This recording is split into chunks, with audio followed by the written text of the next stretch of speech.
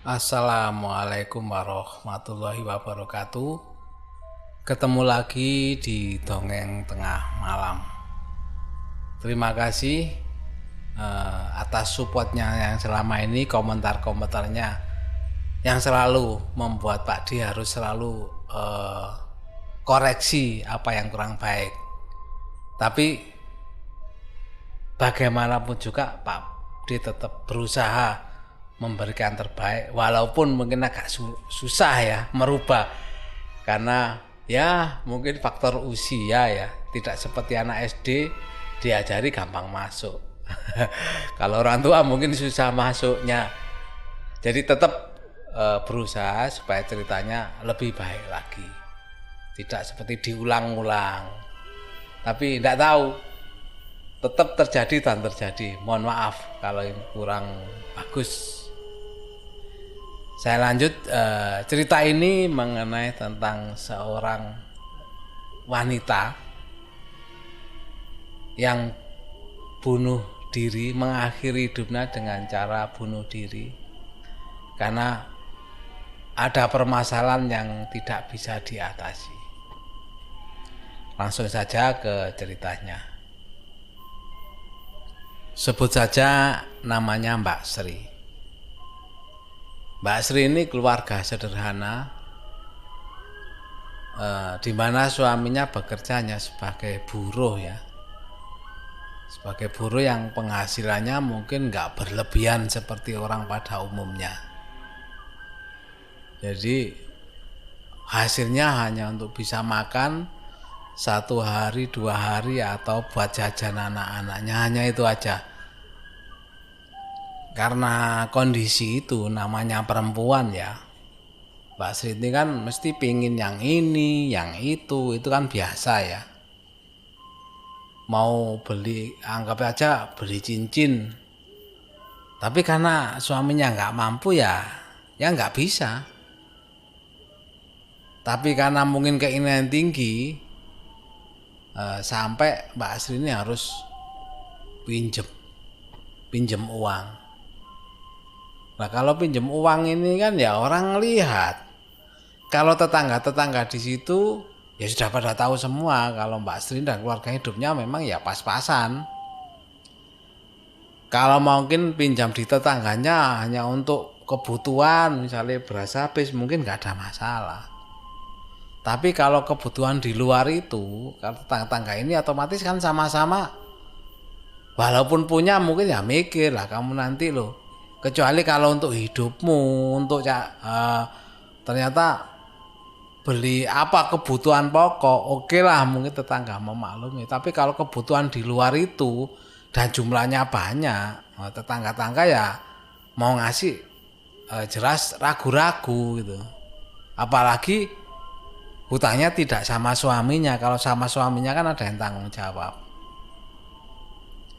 Karena keinginannya yang lain-lain itu sampai namanya Mbak Sri terjerat sama hutang rentenir. Yang bunganya mungkin dibilang nggak sedikit ya, namanya hutang-hutang gitu ya. Hutang awal nggak ada masalah karena hutangnya kan masih sedikit. Kan bayarnya harian. Hanya harian masih bisa nutupi, jadi penghasilan suaminya mungkin yang ngurangin jajan anaknya atau mengurangi belanjanya, membayar cicilan harian nggak ada masalah. Merasa enak hutang ya biasa, orang kalau keenak kan mesti kan keterusan. Akhirnya hutang lagi, selesai hutang pertama hutang lagi, dan hutang yang lagi itu pasti bukan lebih kecil. Yang jelas orang kalau punya nafsu besar itu kan dari sedikit mintanya kan lebih lagi dan lebih lagi. Sama juga seperti Mbak Sri. Habis hutang anggap aja 1.000. Hutang lagi gak mungkin 1.000, jadi hutang lagi mungkin 2.000. 2.000 selesai 3.000. Sampai menumpuk hutangnya. Begitu mulai menumpuk hutangnya, otomatis untuk menutup membayar walaupun harian, kan Mbak Sri ini keteteran juga. Karena apa? Nggak diimbangi dengan besarnya penghasilan suaminya. Ya memang suaminya kadang-kadang kan namanya juga buruh ya. Sekadang walaupun dari pekerjaan buruh, sekarang kan ada rezeki lain. Nah rezeki lain ini mesti ngasih ke Mbak Sri, ada penghasilan lebih. Ya namanya suami kalau ngasih lebih kan seneng ngasih lebih istrinya. Kan seneng, saya seneng ingin menyenangkan istri. Lah suaminya ini nggak tahu. Kalau Mbak Sri sampai hutang-hutang sebenarnya nggak tahu karena apa? Mbak Sri juga nggak mau bilang. Nah untungnya selama ini memang diatasi sama Mbak Sri dari hasil suaminya itu cukup. Tapi nggak tahu keadaan di rumah, mungkin makannya dikurangi atau anaknya nggak dikasih jajan atau apa kan nggak tahu. Suaminya kan nggak tahu itu, apalagi suaminya kerja berangkat pagi, pulangnya mesti sore ya. Kalau ada orang yang butuh lagi bisa sampai malam. Sampai terjerat hutang begitu banyak, Mbak Sri mulai bingung. Nah bingung ini akhirnya suaminya kan dengar. Lama-lama kan nggak mungkin ditutupi dari suaminya. Nah semakin Mbak Sri semakin besar hutangnya kan semakin nggak bisa ngatasi. Nggak bisa ngatasi, nah, akhirnya ya mau nggak mau bilang ke suaminya juga kaget. Hutang segitu besar menurut suaminya itu untuk apa? Dan Mbak Sri juga nggak bilang untuk apa, alasannya untuk makan dan sebagainya. Nah tapi suaminya merasa lah makan selama ini ya itu aja, nggak sampai makan yang berlebihan. Kemarin juga makan seperti itu, bahkan menurut suaminya makannya nggak seperti dulu enjoy aja, makan mesti kadang enak kadang enggak. Tapi ini suaminya merasa kok standar aja, sebenarnya nggak habis banyak. Ya suaminya juga nggak bisa apa-apa. Tapi yang dikejar sama yang penghutang ini ya tetap bukan Mbak Sri. Karena yang di rumah Mbak Sri lah, suaminya kan tetap ya, suaminya bilang saya nggak bisa mikir terlalu besar ya. Suaminya cuma saya tetap bekerja berusaha. Sebagai buruh tadi penghasilan kan tetap dikasihkan sama Mbak Sri. Ya udah akhirnya lama Mbak Sri ini kan dikejar terus sama rentenir atau penagih hutang itu. Sampai enggak tahu sampai gimana, kelihatannya sih yang nagih ini bukan hanya satu orang. Jadi lebih dari satu orang kelihatannya. Sampai pada puncaknya enggak tahu gimana Mbak Sri di rumah tiba-tiba ramai orang kampung itu karena anaknya berteriak-teriak. Anaknya Mbak Sri masih kecil sebenarnya. Kalau ngomong umur di sekitar awal-awal SD. Begitu anaknya berteriak orang kampung kan kumpul. Ternyata enggak tahu Mbak Sri minum obat apa sampai mengepar-ngepar di tanah mengeluarkan busa di mulutnya ya. Lah mengetahui hal itu anaknya otomatis kan takut. Dan takut menjerit menangis, ya itu yang bikin orang dengar. Akhirnya orang-orang pada datang, ada apa? Begitu melihat Mbak Sri terkapar di bawah dengan mulut berbusa, ya terus orang-orang langsung menolong dibawa ke puskesmas terdekat. Akhirnya dibawa ke puskesmas, suaminya dipanggil, maaf, akhirnya nggak nututi, mesti nggak bisa bertahan, Mbak Sri akhirnya meninggal. Dengan kondisinya seperti itu otomatis suaminya terguncang. Yang biasa ngeramut anaknya apa kan menurut di mata suaminya walaupun istrinya kayak apa, tapi istrinya termasuk orang yang baik juga menurut suaminya. Karena apa? Tiap kali dia datang, dia bukan istri yang suka mentang-mentang, dia selalu melayani suaminya, memberikan minum, buatkan kopi itu di mata suaminya tetap baik. Tapi karena nggak tahu nafsunya kayak apa sampai punya hutang segitu banyak, suaminya juga nggak tahu. Sampai akhirnya Mbak Sri meninggal, diselamati sampai 7 harinya. Karena Mbak Sri meninggal hutang yang lumayan ya, kan beberapa penagih tetap nagih. Nah, nagihnya kan suaminya Mbak Sri. Nah, suaminya Mbak Sri ini bingung, saya ini nggak tahu hutangnya gimana ditagih, tapi mereka kan seperti nggak mau tahu. Mereka maunya yang pasti kan uang kembali. Akhirnya karena banyaknya orang yang datang dan kasihan istrinya yang sudah meninggalkan beban, suaminya ini nyampaikan sama keluarganya, minta tolong rumah yang ditinggal ini kalau ada yang beli dijual. Dan suaminya ini akhirnya minta izin meninggalkan rumah itu. Dan juga pesan sama saudaranya kalau mau terjual nanti hutang-hutang istrinya supaya segera dilunasi. Nah, akhirnya suaminya Mbak Sri sama anaknya akhirnya pergi meninggal rumah itu. Nggak tahu kemana, informasinya nggak diketahui. Akhirnya rumah ini kan kosong. Selang 1 minggu, 2 minggu nggak ada masalah. Karena kosong, kan saudaranya sebenarnya nggak deket di situ, agak jauh, kan jarang juga saudaranya ini melihat rumahnya. Ya memang ditawar-tawarkan. Selang 1 bulan setelah rumah ini kosong, lah tetangga ini mulai merasakan. Ya kebetulan rumah ini kan di pinggir jalan gang ya, kan jadi lewatan orang-orang. Lah kalau malam, orang-orang ini mulai merasakan yang melewati rumahnya Mbak Sri ini. Jadi kalau sudah di atas jam 10,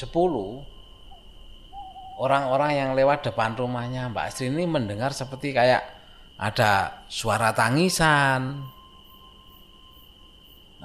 suara orang tertawa, tapi perempuan. Nah awalnya orang-orang ya cuek aja, karena yang kebanyakan lewat malam itu kan kadang orang luar. Jadi orang daerah situ kalau di atas jam 9, jam 10 gitu memang agak sepi, jarang orang keluar. Sampai akhirnya kan dari mulut ke mulut terdengar juga bahwa di rumah kosong ini kadang seperti suara tertawa dan perempuan menangis. Sampai suatu ketika ada tetangganya yang tidak tahu pergi dari mana, pulang jalan kaki lewat depannya rumahnya Mbak Sri. Begitu lewat, kan ini tetangganya kan tahu bahwa itu rumahnya Mbak Sri. Kan malam ini kejadiannya, ya memang gelap malam. Kan penerangan juga namanya juga di gang ya, penerangan nggak terlalu memang. Jadi pada waktu orang ini lewat, tiba-tiba orang ini disapa, kan kenal, orang juga kenal Mbak Sri juga kenal orang ini.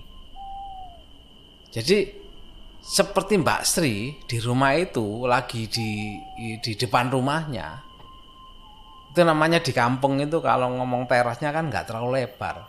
Paling teras rumahnya antara 3-4 meter dari jalan, kan ini gang. Gang kalau mobil masuk mungkin hanya pas, nggak bisa selipan lagi. Jadi pada waktu orang jalan disapa sama Mbak Sri, "Mas, monggo mampir." Lah orang ini ya refleks, begitu ada yang nyapa otomatis kan, "Oh iya Mbak, makasih, udah malam, monggo Mbak." Ya monggo, ya sudah, nggak nyadar, orang ini nggak nyadar. Pas sampai di rumah, orang ini cerita, "Aku tadi disapa Mbak Sri." Begitu nyebut nama Mbak Sri, kaget dia. Dan orang yang di rumah dia juga kaget. Bukannya Mbak Sri sudah nggak ada. Begitu mendengar itu ya besoknya dia cerita geger gitu loh. Bahwa dia disapa Mbak, dengan jelas-jelas dia nyampaikan. Dia melihat bener Mbak Sri itu di depan rumahnya lagi kayak ngisi cari angin gitu loh. Mendengar kabar itu orang-orang yang gempar. wah ada yang dilihati Mbak Sri. Ternyata tidak berhenti sampai di situ. Pada suatu malam, tetangga-tetangganya Mbak Sri, itu kan satu kampung yang jalur satu kampung itu. Malam-malam kadang ada orang yang ngetuk rumahnya. Jadi ngetuk dok gitu loh. Ya seperti orang mau bertamu gitu, tapi malam. Ya orang Jawa kan kalau ngomong kan kula nuwun atau bahasa Indonesia permisi, dok. Permisi. Nah, orang kan nggak perhatikan kok ada tamu malam ya dibukakan, tapi waktu dibuka nggak ada siapa-siapa. Dan ternyata yang diketuk bukan hanya satu rumah, jadi beruntut ya. Jadi yang pertama diketuk mungkin ya sudahlah, mungkin salah dengar atau apa. Sampai terjadi di beberapa rumah diketuk. Dan setelah diingat-ingat ternyata suaranya persis suaranya Mbak Sri. Makanya orang itu sampai geger jadi di kampung itu bahwa Mbak Sri menampakkan wujudnya kayak penasaran gitu, seperti awal penasaran. Dan kadang malam-malam gitu ya ada orang yang, kalau malam kan ada orang yang jaga ronda. Jadi malam gitu ya, suatu ketika orang ronda 2 orang katanya di kampung itu. Waktu istirahat dia kan duduk-duduk santai. Tiba-tiba dia dari jauh dia melihat ada perempuan, ya kalau ngomong jam katanya sekitar jam 11:30 lah. Ya belum terlalu tengah malam bener sebenarnya. Jadi pada waktu dia jaga, dia melihat ada cewek. Nah cewek itu seperti menangis, menunduk sambil menangis. Lama otomatis ya penjaga ini kan mesti, loh kok malam-malam ada cewek nangis ya.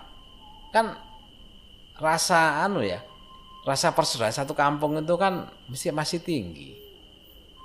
Ya mereka nyamperin itu. Mbak, karena melihat nangis kan orang bersedih kan mesti, loh ada apa kok ada orang nangis-nangis, semua kan disamperin, ditanyain. Mbak, kenapa? Kan perempuan itu menunduk sambil begitu ditanyai gitu, otomatis perempuan itu mendongak, tapi mendongaknya pelan. Jadi 2 orang itu nyamperin cewek nangis tadi, mendongak, cewek yang mendongak gini. Begitu dilihat, ternyata wajahnya Mbak Sri yang menangis. Ya otomatis 2 penjaga itu ya tanpa pikir panjang, lari sejadi-jadinya. Ya ketakutan. Dan itu Pak akhirnya semakin gempar di kampung itu Pak, Mbak Sri kayak arwah penasaran gitu menampakkan diri. Tidak tahu karena hutang-hutang yang belum dilunasi atau apa ya, nggak tahu. Jadi di kampung itu geger, bahkan kalau di depan orang, kalau lewat depan rumahnya Mbak Sri itu pada takut. Karena apa? Rata-rata kalau malam hari lewat depan situ mesti disapa sama Mbak Sri. Dan benar suara tangisan, apalagi kata jam tengah malam gitu, sering orang mendengar suara tangisan di rumah itu sering. Karena adanya hal-hal itu akhirnya warga kampung gimana ini rumahnya ini kok kan memang kosong soalnya. Akhirnya mereka mencari keluarganya Mbak Sri, bilang karena ini kan gak ditempati kan gelap, gak ada penerangan. Mereka harus dikasih lampu lah di rumahnya, minimal di terasnya itu biar kelihatan terang. Nah, sama keluarganya ya wis dah. Akhirnya karena suami Mbak Sri tidak tahu pergi kemana, yang pasti pamit sama keluarganya bahwa dia akan pergi jauh, ngomongnya cuma pergi jauh dan nggak bilang mau kemana. Dan itu berjalan sampai lebih kurang 3 bulan. Teror ke masyarakat sekitarnya. Walaupun sudah dikasih lampu, tapi masih saja suara-suara tangisan dan suara tertawa di dalam rumah itu masih ada. Bahkan kalau katanya orang kalau mendengar tangisannya itu seperti tersayat-sayat gitu loh. Tangisan orang yang tersayat-sayat, tersayat hatinya maksudnya. Karena ditawarkan sama keluarga rumahnya nggak laku-laku, apalagi dengan heboh bahwa rumah itu ada arwah gentayangannya Mbak Sri, ya semakin sulit dijual. Akhirnya selang 3 bulan keluarganya Mbak Sri tadi memutuskan, ya sudah, karena ini nggak laku-laku, nggak tahu gimana pemikirannya keluarganya. Akhirnya sama pihak keluarga Mbak Sri, hutang-hutangnya dari Mbak Sri dilunasi semua. Dilunasi semua sama keluarganya. Dan setelah dilunasi itu memang nggak tahu ya, orang sudah nggak merasakan lagi atau memang gangguan-gangguan itu sudah mulai berkurang atau nggak ada. Infonya katanya setelah dilunasi semuanya itu katanya gangguan sudah nggak terlihat lagi, ya alhamdulillah. Tapi di rumah itu masih sekarang masih sekadang, tapi nggak seperti dulu kan inten ya. Kalau malam gitu 2 hari sekali, 3 hari sekali mesti orang ada yang mendengar. Tapi semenjak itu katanya sudah mulai jarang. Tapi sekali-sekali katanya masih ada suara biasanya di tengah malam. Di tengah malam kebetulan ada yang mendengarkan itu, kadang masih ada suara seperti tertawa gitu loh. Nggak lama 3 bulan setelah itu, maksudnya setelah 3 bulan kan dilunasi. Nggak lama 1 minggu setelah itu, nggak tahu kesulitan keluarganya gimana, akhirnya rumah itu ditempati sama keluarganya. Dan sama keluarga sebelum ditempati ternyata nggak tahu ada pengajian, ada apa gitu loh. Dan alhamdulillah setelah rumah itu ditempati, masyarakat juga merasa tenang karena sudah berbulan-bulan rumah itu memangnya dikosongkan. Makanya masyarakat resah dengan adanya rumah kosong itu. Tapi setelah ditempati sama keluarganya, ternyata ya sudah, nggak, keluarganya juga ternyata fine-fine aja, nggak ada masalah. Ya akhirnya masyarakat ikut senang dan nggak ada, sampai sekarang pun nggak ada masalah dengan rumah itu, alhamdulillah katanya.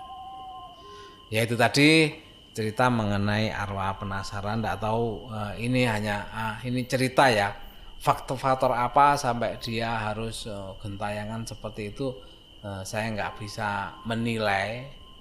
Kesimpulan ada di pendengar semua. Dan endingnya alhamdulillah sudah nggak ada apa-apa lagi. Sampai di sini terima kasih sudah mendengarkan cerita dari Dongeng Tengah Malam. Saya akhiri, wassalamualaikum warahmatullahi wabarakatuh.